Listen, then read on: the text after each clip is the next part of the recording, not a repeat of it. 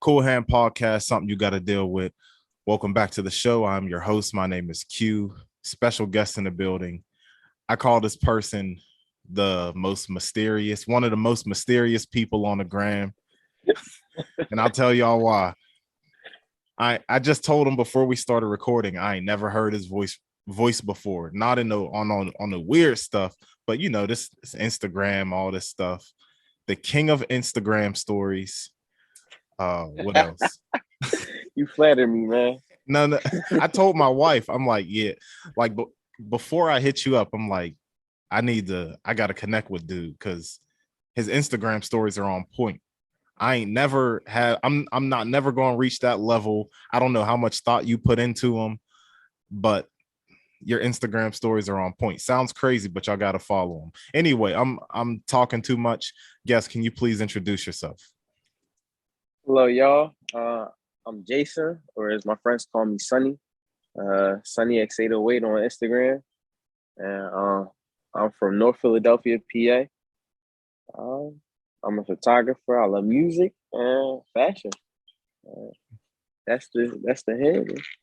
That's what it is. And I believe I was telling him before, I think he's the first interview shot outside. So and even the outside aesthetic, everything just flows and it matches. So we want to talk about that today. I was interested in what you got going on. I've seen you with some other people who do some creative things. So I want to get into your story and we'll see what it's like.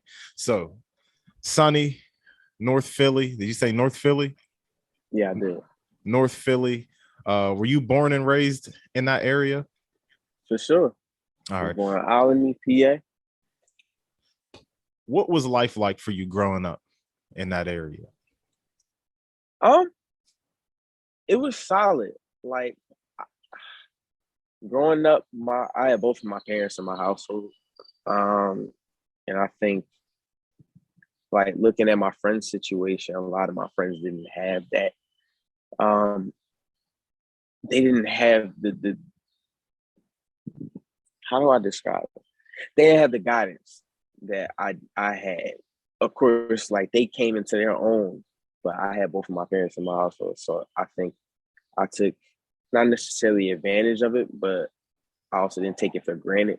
I appreciated it, because I realized what I had. And then to have the parents that I have who allowed me to do things, allowed me to test the waters with certain things, creativity, Like my dad is not only a professional singer, but also a musician on top of all of that. My mother is Panamanian. She's from the islands. And with that, you get a whole different side of, I don't even know how to explain it for it's just different. It's just different with that. But growing up, I mean, I had my little brother and my little sister. We had a pretty solid life. Of course, things are hard every once in a while. Yeah. That's how life is. But overall, I think I had a pretty rich upbringing. As far as all of it. Even up to my grandparents. I blame my mom and my dad for my music taste. Them and my aunt Erica. She had a crazy influence on my music. I'm talking middle school. I'm playing nothing but Panic at the Disco and Coldplay. Like that's it. And then I go to my granddad, and him and my pops had me heavy on jazz. I'm talking to Ahmad Jamal, Thelonious Monk, John Coltrane, all of that. And yeah, I blame them for everything. hey, shout out to the family, shout out to Auntie Erica, shout out to the grandparents, shout out to the parents and all that. All right, so that's what's up. So you gave us a nice general overview of some of the things that influenced you and probably I would say influences you now. Even when Sure. I was checking out your playlist on Apple Music as I was preparing for this. So I can see some of those things are still instilled in you today creatively, and what shapes your music taste. So what was y'all doing? What was y'all doing as youngins? You know, what was your childhood like? Was y'all normal kids? Not no disrespect to the new kids, but you know what I mean.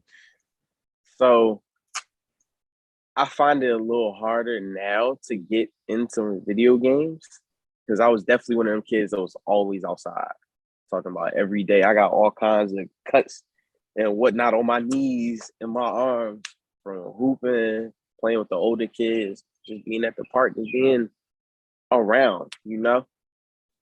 And growing up, we didn't get my sister until I was about 9 years old. So for a long time, it was just me and my brother. So we used to have a court out back. Dude, we used to be out here fighting, playing basketball back to back. Like my pops would walk past the window. 1 minute we cool, we shooting. Next minute he walked past again. We out there boxing. Yeah. Uh, but nah, we were good, man. We were good. We were definitely outside kids. But when we were inside, we were definitely listening to music, watching movies, just normal kid stuff, you know. I Looking at got my you. parents' photo books, that I think that's what shifted things for me once I got into high school, as far as like photography goes. Um, because growing up, my parents got like 20 books full of nothing but pictures, and I think that sparked the interest in that area. That's a perfect segue into my next question, which was, uh, at what point did you start getting into creative things? So you just mentioned the photo books, which is a lost art. You refresh my memory. Like you go over your parent or your grandparents, your mom and dad, they got the photo Yep, books of everything. That's really much, yep. pretty much a lost art. We just got camera rolls. So And when you say everything, you mean everything, everything.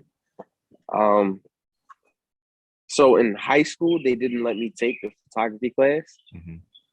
even though I had my credits already. They just didn't let me take the class. I never like wondered why.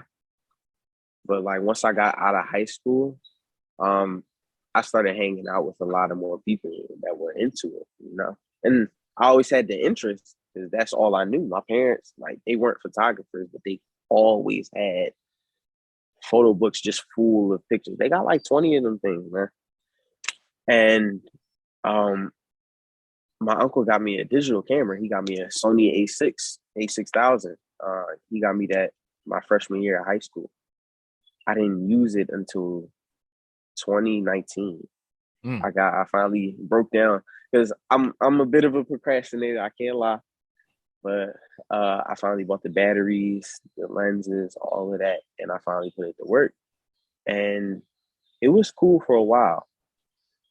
Digital is okay, but I went to a thrift store and I bought. Matter of fact, it was my first film camera. It was a Fujica DL drop-in loader 100, and the feeling that I got from doing film over digital was something that I can't even describe. It gave me that same feeling that I got from looking at my parents' photo books. And that was I got that right. I got that in 2019, but then the pandemic hit, and I think that's what sparked me to really get into it more, you know? 'Cause it was like I was sitting around all day, every day. Like I'm home from work, I'm not doing anything else. I'm down bad in this bedroom by myself. I need to Yeah. figure something out. So I started playing with it more. I started taking it and getting my film done at Rite Aid or CVS, which is one of the worst mistakes I've ever made. Why? Hold up. Dude, they lost my first three roles. Oh yeah. My bad. Like out of the first four roles that I took them, they only gave me one roll back. And I like what I got off that one roll. Yeah. But like you guys lost and it's no account. It wasn't any account for it. That's crazy. So I started getting into it a little bit more and started learning about it. And I finally started buying other cameras and like really started shooting with it.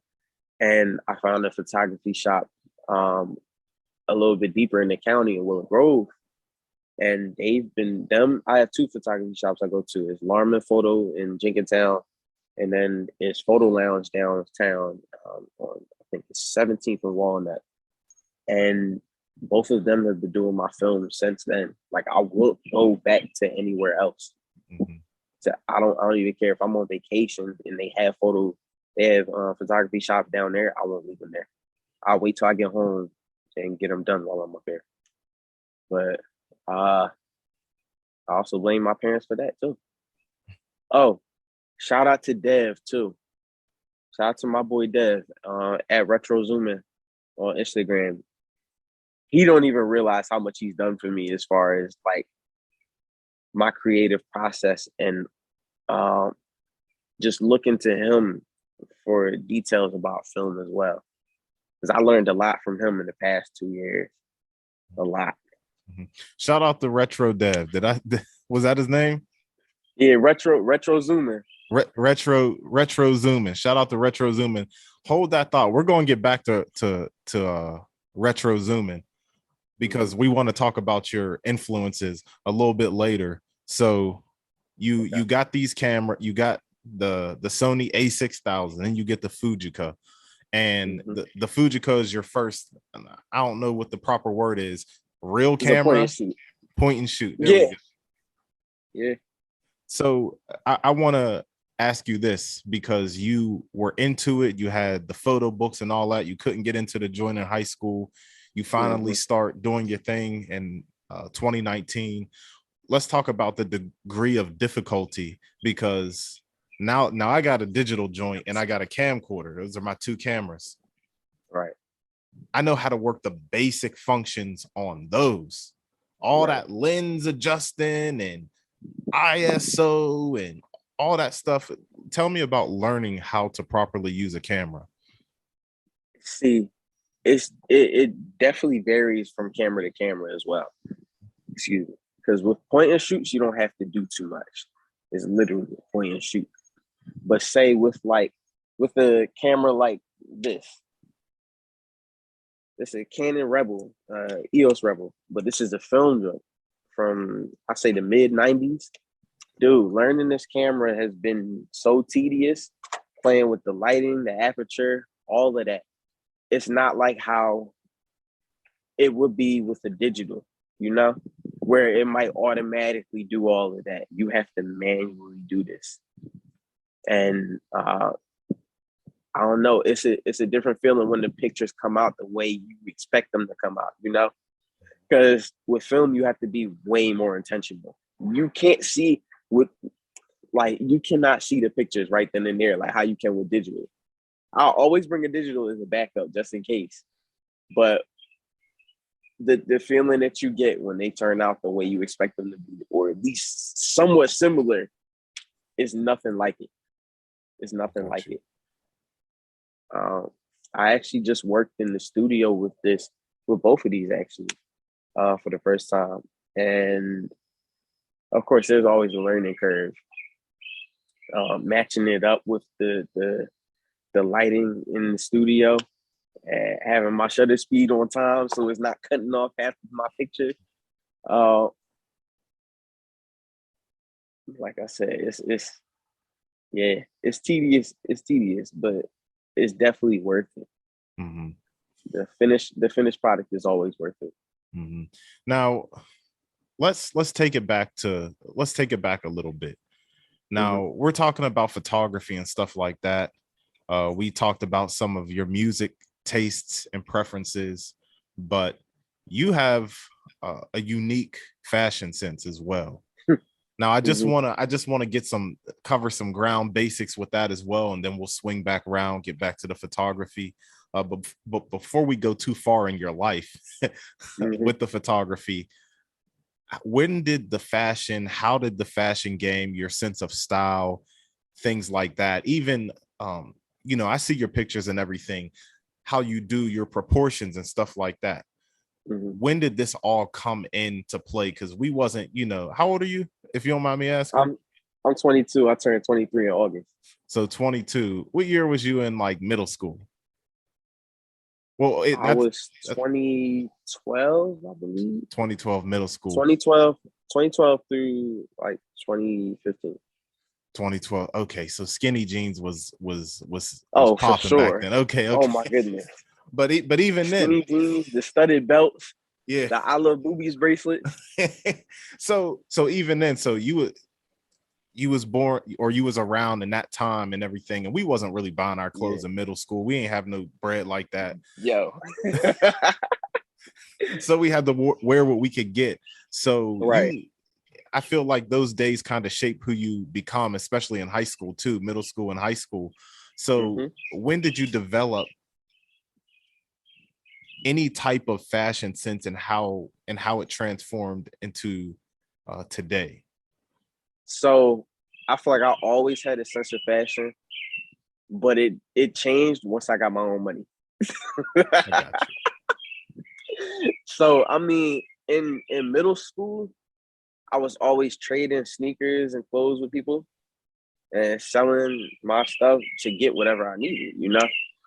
But once I got to high school, like I worked freshman year, I said, all right, I can get my working papers, all of that. I need money, and I don't think I've asked my parents for anything like, unless it's like serious. I ain't asked my parents for nothing since freshman year of high school.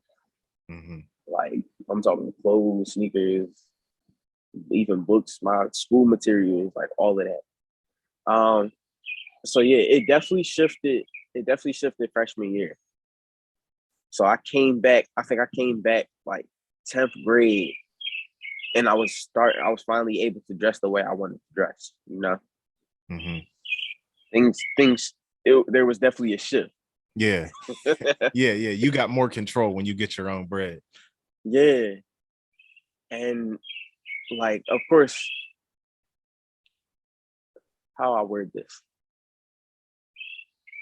Nothing is original, you know?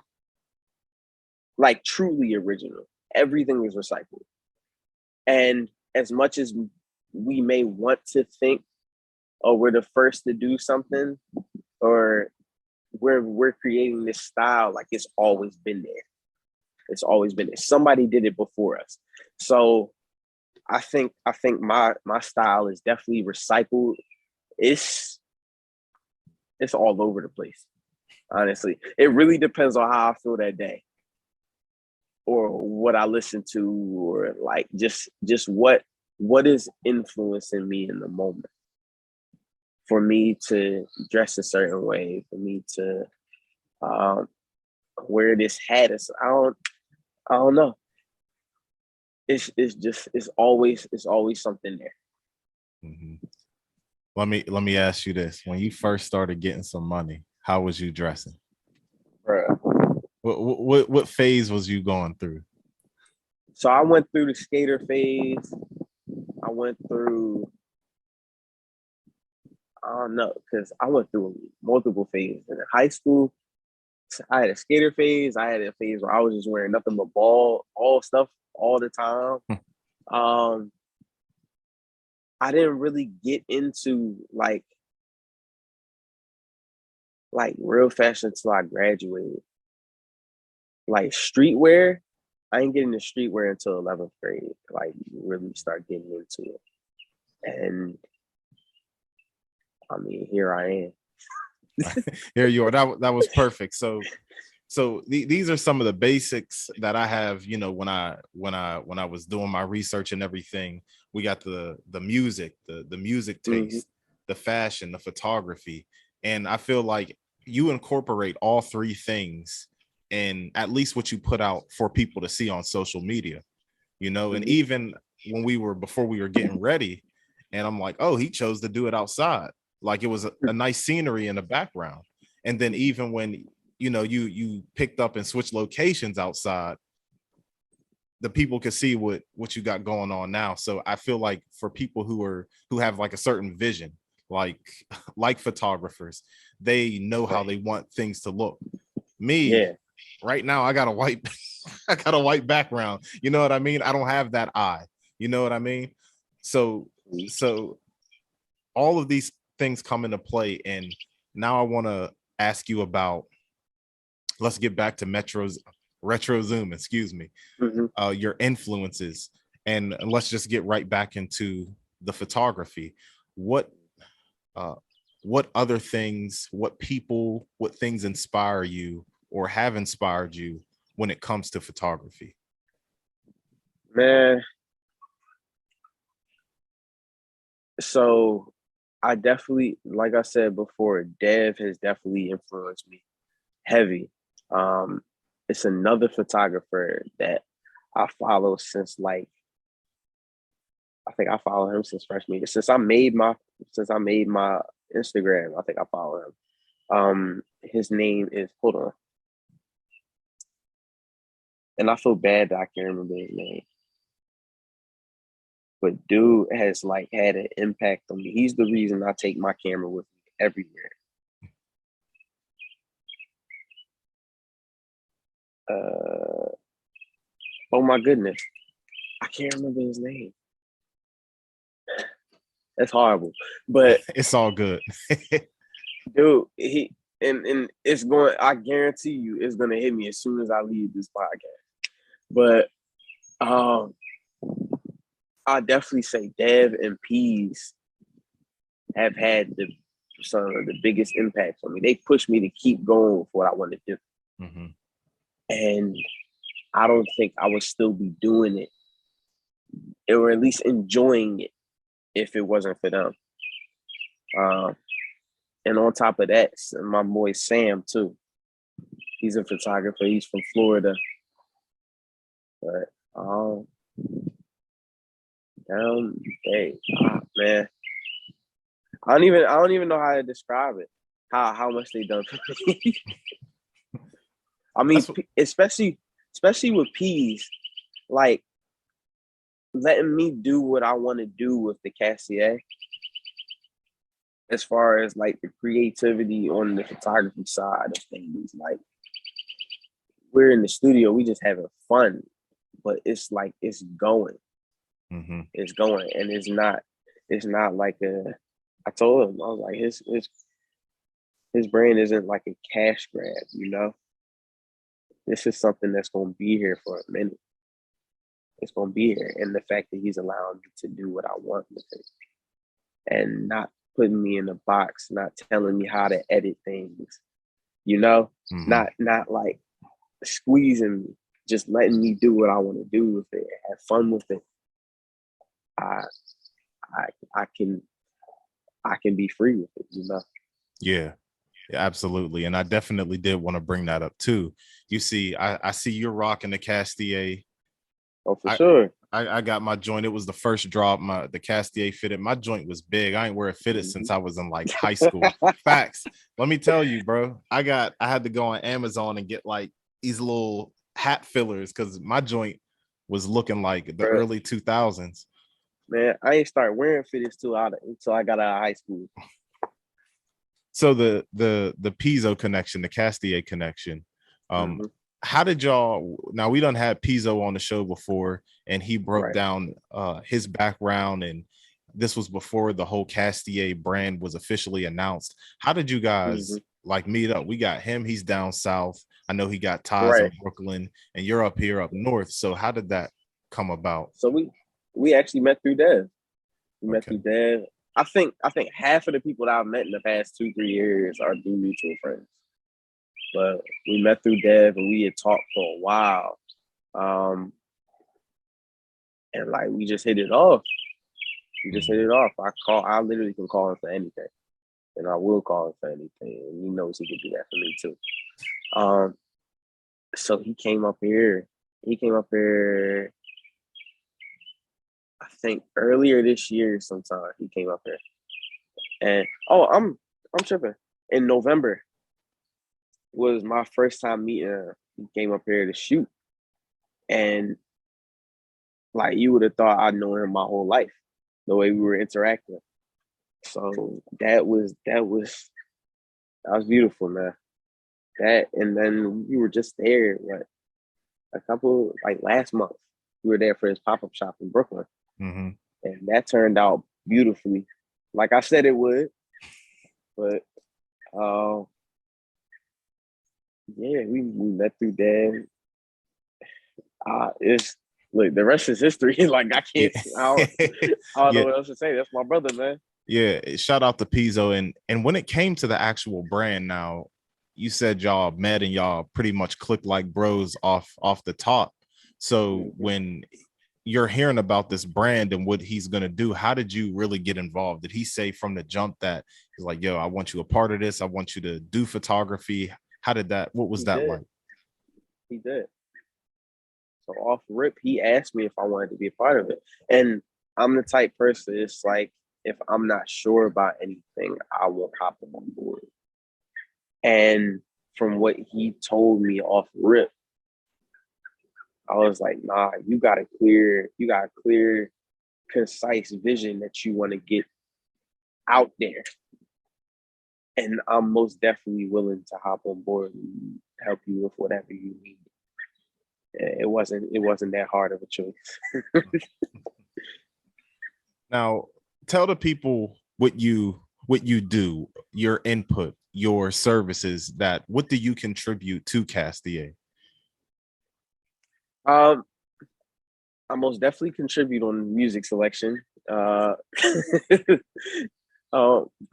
as far as photography goes, I can't say too much else right now. I got you. But I'm definitely there. Uh, I say as a consultant. Mm-hmm. Let's say that, and a photographer as well. Got you. And he gives you a lot of praise, whenever he's showing some love on the gram, he's always showing you For some love. sure, for sure. He name drops you, saying that you help him out and stuff. So it looks like y'all got like a good little thing going on, you and all the other people Yeah. who were involved with the Castier brand. Now, one thing that I noticed, whether it's with the pictures, and especially with the pictures, I'm gonna segue back into the photography aspect of Mhm. this thing. Your style of shooting. When you look at Mhm. these pictures with Pizzo in them, and even your pictures of weddings and all that stuff, it has like, I had to look this up to make sure I was going to use the right term. It has like a lo-fi type vibe to it. Mhm. It gives me some 90s type joints. Like on some, there was a picture of you and like two other dudes, like reminded me of A Tribe Called Quest. So Yeah, facts. that's my boy Q. How y'all doing? So how did you get into this specific style of shooting? Um, and how did that come about? What made you get into like this retro lo-fi type style? Um, so growing up, I watched a lot of music videos, especially like you said, A Tribe Called Quest, Black Moon, uh, Diggable Planets, like all of that. So it definitely has a bearing on how I do things and how I want them to come out. Um, Especially with the one so that was my boy Chris, CJ Curry, and then Rui. With the three people that you said looked like a picture from a Tribe Called Quest. I had them, they from New York, they from Brooklyn. So I had them down here for the day, and we were walking down on South Street, and we just happened to go down this alley. It was just perfect lighting. And I straight grabbed them. I was like, all right, y'all about to come over here. Y'all about to let me take this picture real quick. So y'all three, y'all stay right here. Keep doing what you're doing. Let me take this picture. And it came out like I got on the ground for that picture. Like I'm sitting here laying on my back, but it came out exactly how I thought it would come out. But the '90s, '80s, and '70s most definitely influenced me heavy, not only with photography, but with the way I dress. Uh, just the style was just, especially the 70s and the 80s, it was just different, man. And I mean, I'm not one of them people that's like, oh, I was born in the wrong generation. Like, I'm exactly where I need to be, but I still appreciate everything that came before me, you know? Mm-hmm. So it definitely has a bearing on how I do things. And I always bring it back to my mom and dad. I blame them for that. Hey, you got to show love to the parents. So shout out to them. Mm-hmm. So if we were to talk about where you're going, like what's next, Mm-hmm.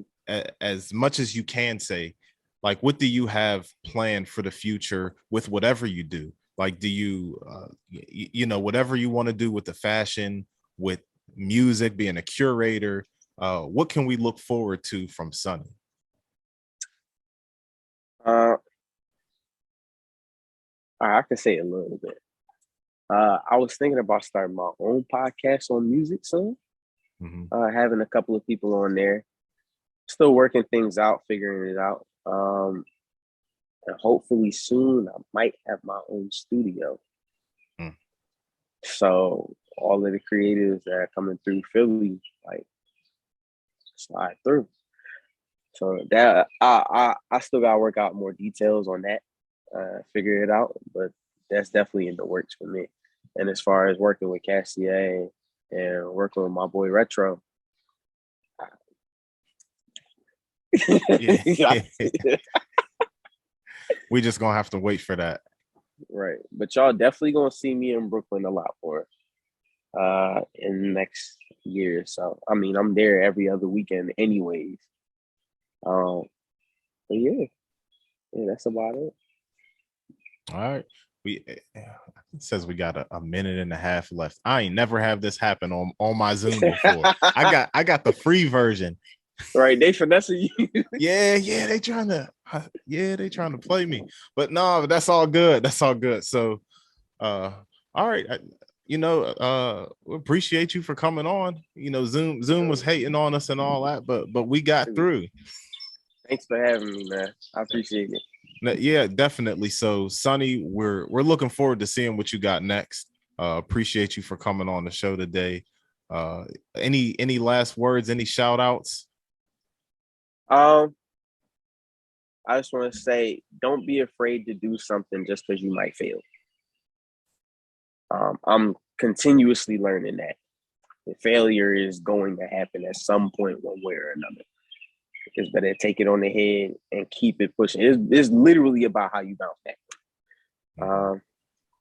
But yeah, shout out to Kevin Eller for always supporting me whenever I come to Brooklyn with anything I do. Shout out to them for coming to the Mind Design concert, even though he was dead tired. Shout out Dev. Shout out all my Florida boys. Oh, it's starting to rain.